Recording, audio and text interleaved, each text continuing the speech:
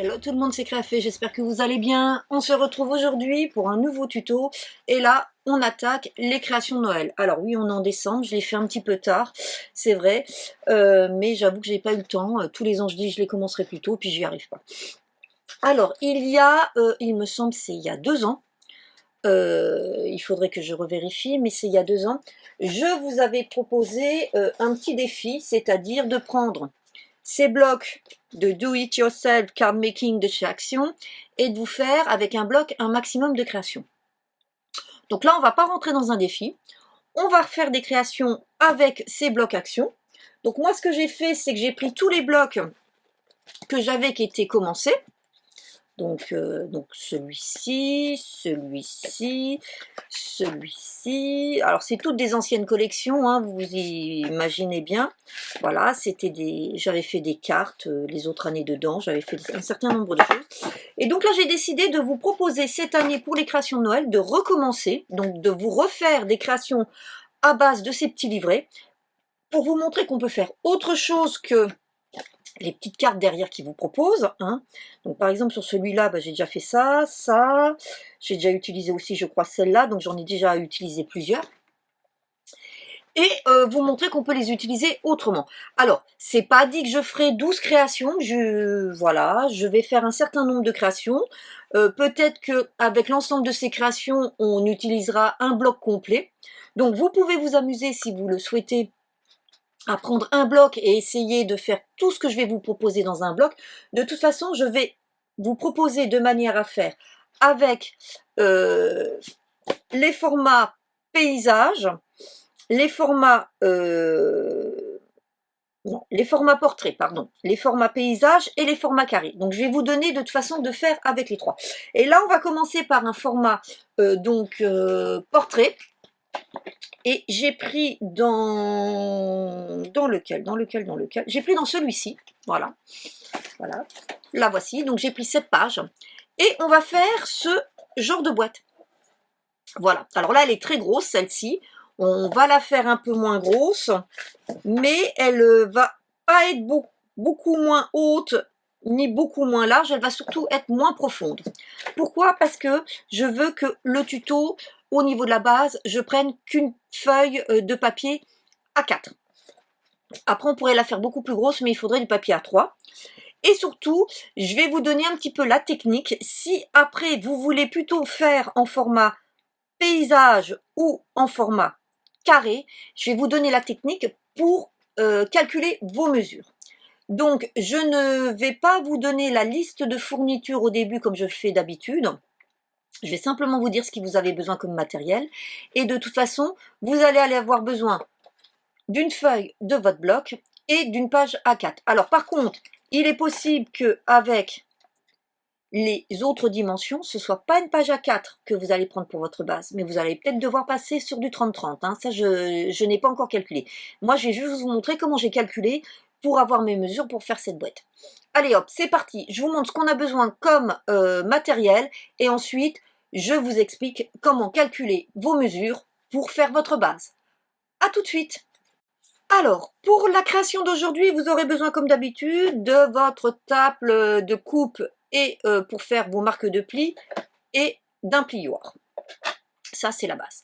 Il vous faudra aussi une paire de ciseaux, de la colle et il vous faudra aussi, alors j'ai oublié de le préparer, voilà, un petit crayon de papier et d'une gomme.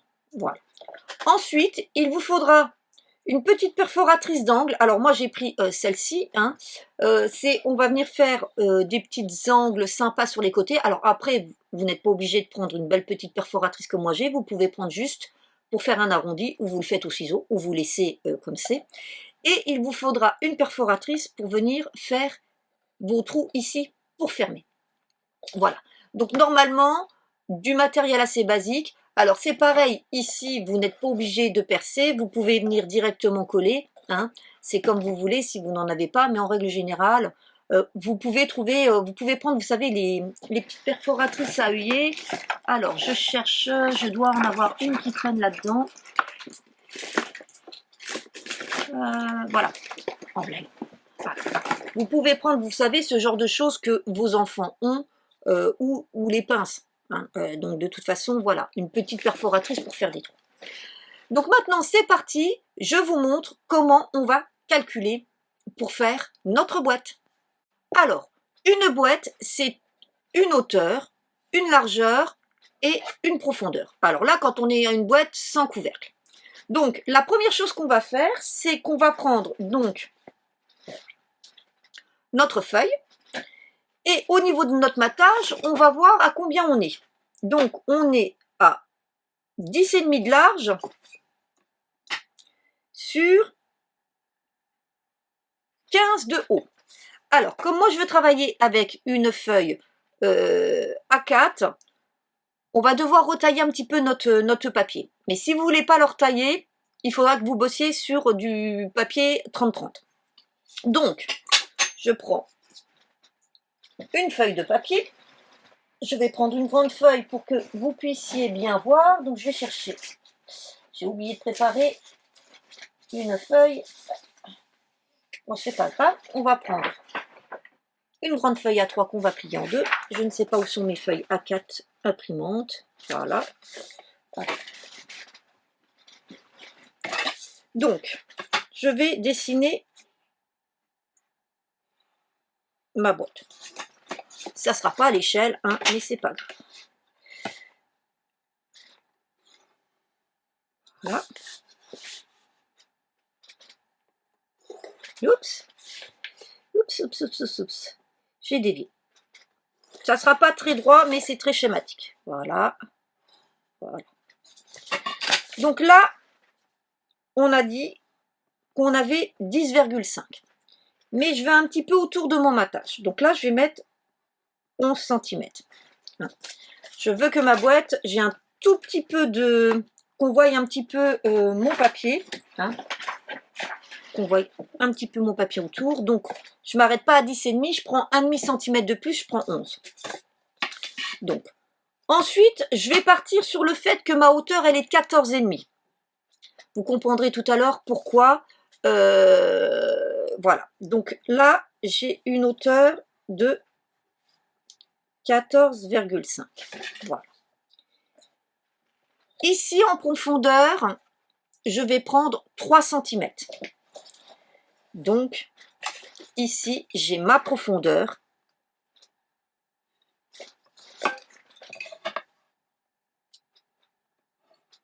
Voilà. Qui fait, elle, 3 cm. On est d'accord? Donc ça, je l'ai devant et je l'ai derrière. Donc ça veut dire que là, alors, on va mettre profondeur, largeur, hauteur. Ça veut dire qu'il me faut 2 fois ma largeur plus 2 fois ma profondeur. C'est des mathématiques hein, quand on calcule. Sauf que tout ça, il faut bien que je l'assemble. Donc, il va falloir que je rajoute une petite lame de 1 cm plus la languette. On va l'appeler petit L. Donc, si je reprends mes mesures, là, j'ai 11 fois 2 plus 3 fois 2 plus 1. Si je calcule tout, donc 11 fois 2, 22, 3 fois 2, 6 et 1. Donc, ça fait 22 plus 3 plus 1. Est-ce qu'on est d'accord? Donc, 22 plus 3, 25 plus 1 égale 26 cm. Donc, il me faudra une largeur de 26 cm pour ma boîte. 6, pardon. 3 fois 2, 6. Donc, 29 cm. Je me disais bien qu'il y avait une erreur quelque part. Donc, 3 fois 2, 6. Voilà. Donc, pour ma largeur de boîte, j'ai besoin d'un morceau qui fasse 29 cm. Maintenant, on va calculer notre hauteur. Là, j'ai une profondeur. Cette profondeur, elle est exactement la même que sur le côté. Donc, et je la retrouve aussi ici en haut. Donc, ce qui veut dire qu'en hauteur, j'ai besoin d'une hauteur, donc là d'une seule, plus deux profondeurs. On est d'accord? Et donc là, comme en hauteur, j'ai 14,5 et que ma profondeur, elle est de 3, plus 2 fois 3, j'aurai besoin d'un morceau qui fait 20,5 cm. Donc voilà, donc la hauteur de cette boîte pour le papier, c'est une hauteur plus 2 profondeurs. Voilà. Et donc avec ça, eh ben, vous avez votre formule mathématique pour calculer. Donc je vais appliquer ça donc sur mon papier et après je vous explique comment on fait les marques de pli. Donc je prends ma feuille de papier A4, je la coupe et je reviens vers vous. Donc me voici, j'ai coupé mon papier. Alors là, j'ai pris moi Bleu et des Bois de chez Stampin' Up. Et vous voyez, voilà ce que j'ai comme chute. J'ai vraiment calculé de manière à maximiser ma feuille et avoir le moins de déchets possible. Donc maintenant, je vais reprendre ma machine, ma table plutôt, et je vais venir faire mes plis. Donc là, dans mes 29 cm, si vous vous rappelez, on a dit qu'il nous fallait de largeur, de profondeur et une petite languette. Sauf qu'on ne va pas faire nos deux largeurs l'une derrière l'autre. On va déjà faire notre première largeur, donc qui, elle, fait 11 cm. Au bout de cette largeur, il va falloir faire notre profondeur. Donc ensuite, il va falloir ajouter nos 3 cm. De là, il va falloir refaire notre largeur, donc 11 cm. Et on va finir par notre dernière profondeur, donc 3 cm. Et normalement, à la fin, il devrait nous rester notre languette de 1 cm. Donc, ce qui veut dire que dans mes 29, je vais venir faire un premier pli à 11 cm. Ensuite, 11 plus 3, 14 cm. Ensuite, 14 plus 11, 25 cm. Et enfin, le dernier, 25 plus 3, 28 cm. Donc, 11, 14, 25, 28. Donc, c'est ce que je vais faire tout de suite.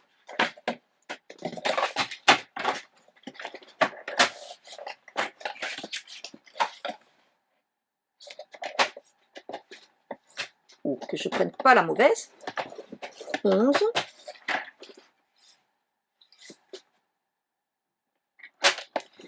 14. 25. Et 28. Et à la fin, là, j'ai bien mon 1 cm. Ensuite, je vais retourner. Et là, on a dit que notre hauteur, c'était en bas une profondeur, notre hauteur et une profondeur. Donc, ce qui veut dire que je vais commencer à faire un pli à 3 cm. Ensuite, j'ai 14,5, donc à 17,5. Et c'est tout. Puisque si on regarde bien, on a bien 3 cm qui nous restent pour avoir 20,5. Sauf que là, vous avez vu, j'ai un petit pli supplémentaire, en fait, qui est à la moitié. Donc, je vais revenir faire un pli à 1,5 cm de plus, donc ce qui veut dire à 19. Donc 3, 17,5, 19. Puisque là, en fait, pour pouvoir avoir cet effet, il faut que je plie au milieu. Et 3 cm, le milieu, c'est bien 1,5. Donc, maintenant, je fais la même chose. Donc, je fais 3 cm.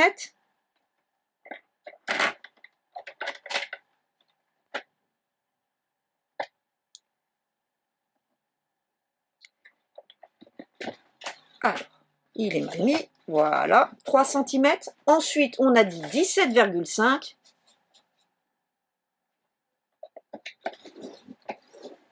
Et on a dit enfin 19 cm. Voilà. Et là, il me reste bien 1,5 cm. Donc ça, j'en ai plus besoin pour le moment. Je le mets de côté. Et là, je vais venir faire toutes mes marques de pli.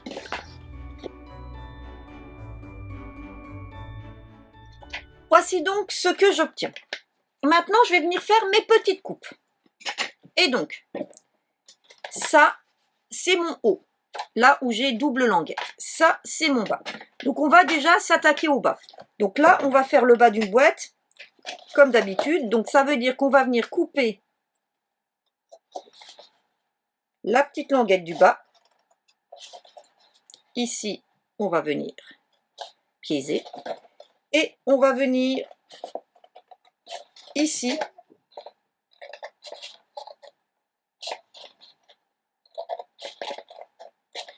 Couper pour faire des languettes. Je viens biaiser uniquement les petites du milieu.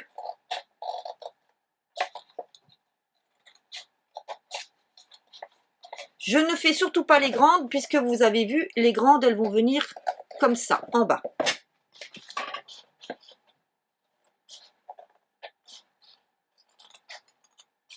Voilà. Hop, je mets tout ça dans la poubelle, c'est bon. Donc le bas, on s'en est occupé. Vous voyez, voilà comment ça va être. Maintenant, on va venir s'occuper du haut. Et le haut, vous voyez, sur les côtés, là, on n'a rien. Donc, ce qui veut dire que on doit garder uniquement les bandes qui sont là. Donc, ce qui veut dire que ça et ça, eh ben, on va l'enlever.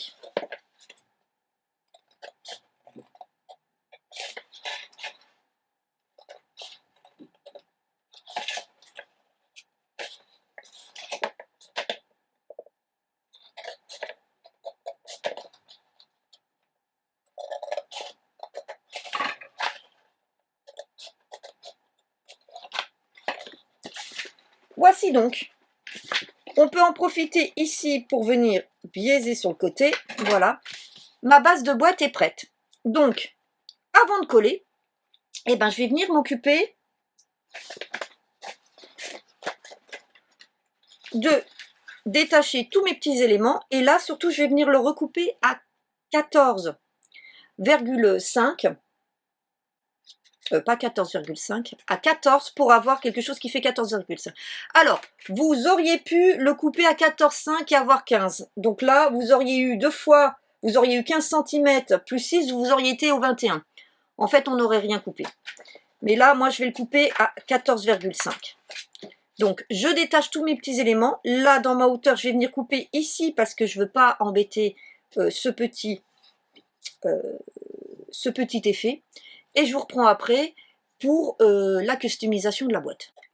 Donc me revoici. J'ai coupé mon morceau à 14,5 et par contre, j'ai rien touché à la largeur. Alors comme je vous l'ai dit, vous pourriez garder 14,5, 14. À chaque fois, je porte la 14,5. 14 sur 11, donc là, j'ai pas touché à la largeur, j'ai touché, voilà. Et maintenant, vous voyez, je vais venir ici le coller. Et je le colle sur la partie, alors ça c'est mon bas, hein, ça c'est mon haut. Je vais venir le coller sur la partie où il y a la languette. Pourquoi? Parce que la languette, comme ça, elle sera, vous voyez, derrière.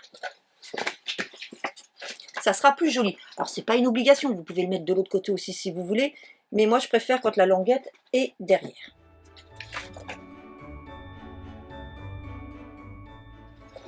Je cherche mon petit chiffon. Le voilà.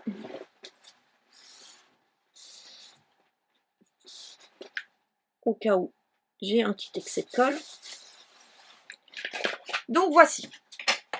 Pendant que je suis à plat, j'en profite, je vais venir faire mes petits angles.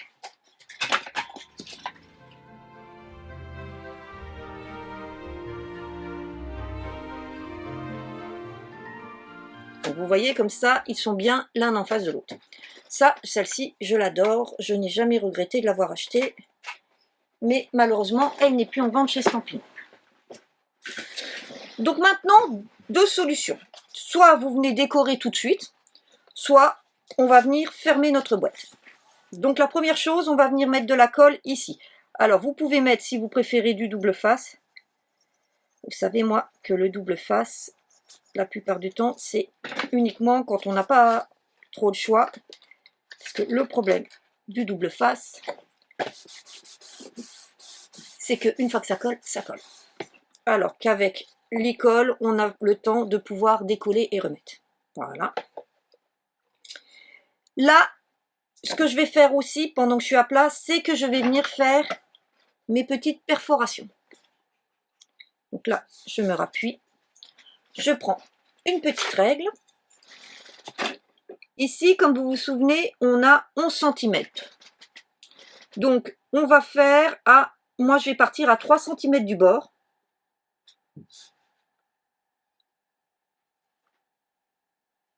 Voilà. Voilà, donc ça fait un côté 3, l'autre côté 8. Alors, comme j'ai déjà perforé, j'aurais dû le faire avant de perforer. Voilà. Et puis là, je vais faire à peu près au milieu. Hein. Donc là, à 0,8, je vais venir faire une petite marque. Voilà. Et donc là, je vais prendre ma petite crocodile. Et là, pour ma part, je vais prendre le plus petit trou. Donc, hop. Alors, je vais mettre un peu de lumière parce que sur de la couleur foncée, les traces de crayon de papier, en règle générale, on a un peu de mal. Voilà. Et deux. Et ensuite, voilà.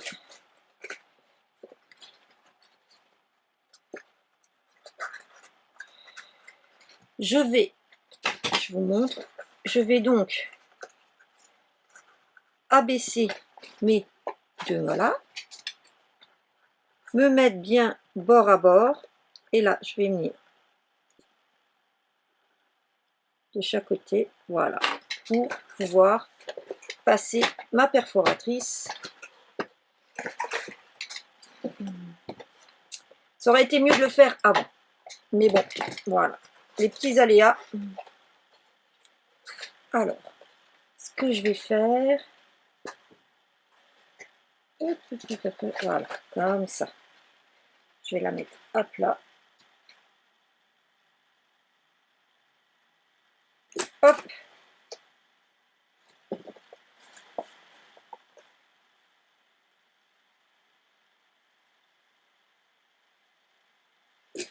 Voilà.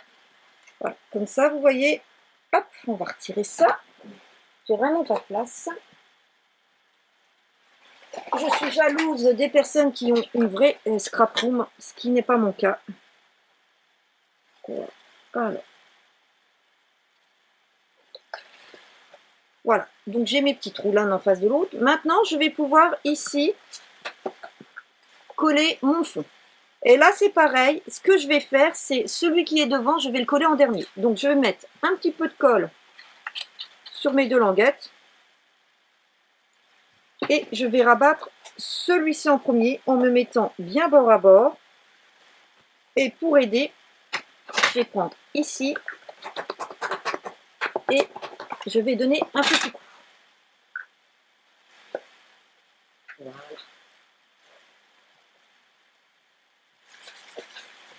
Ensuite, je vais venir ici, mettre de la colle et fermer. Voilà, toujours en vérifiant que je suis bien bord à bord. Et un petit coup de plioir à l'intérieur. Et je laisse sécher. Voilà, vous voyez, ma boîte, elle est finie. J'ai plus qu'à la décorer. Donc, ce que je vais faire en accéléré, puisque là, hein, c'est soit vous décidez d'utiliser comme pour le motif ou vous faites comme vous voulez. Donc là, je vais vite la décorer hors caméra. Et après, je vous montre la fin, comment la fermer et surtout comment utiliser la petite étiquette qui vous reste.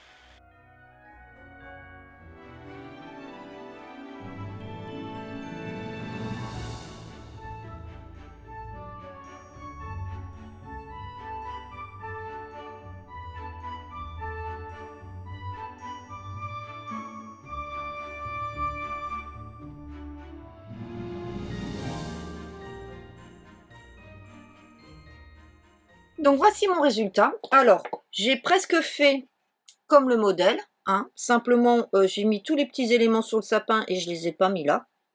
Voilà. Après, j'étais pas obligée de suivre. Donc, il ne me reste plus qu'avec un peu de ficelle.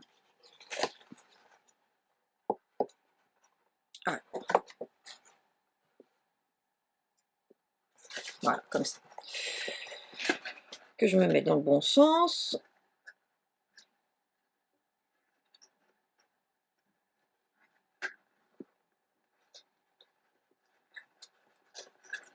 Voilà. Je vais couper les petits bouts. Là, je prends la petite ficelle de chez Stampin' Up, des Incolor de l'année dernière. Voilà.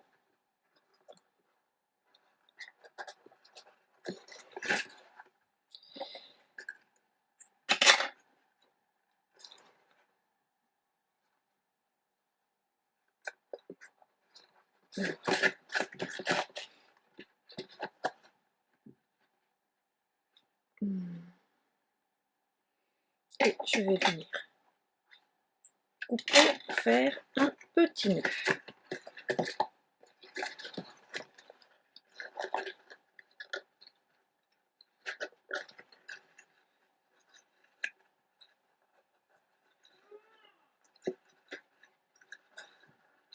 Voilà.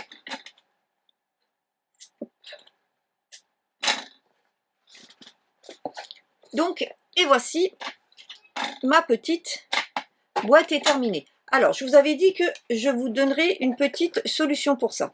Donc, vous pouvez soit la mettre là derrière, soit vous pouvez la transformer en petit tag que vous viendrez accrocher au petit nœud en y mettant derrière un petit message ou pour la personne pour qui est le petit cadeau. Voilà. Bah écoutez, j'espère que ce petit tuto vous a plu, vous aura permis surtout de comprendre comment créer ce genre de boîte à vos dimensions. Donc n'hésitez pas, vous voyez, à prendre ces petits blocs pour en faire vraiment autre chose. On peut vraiment s'amuser avec.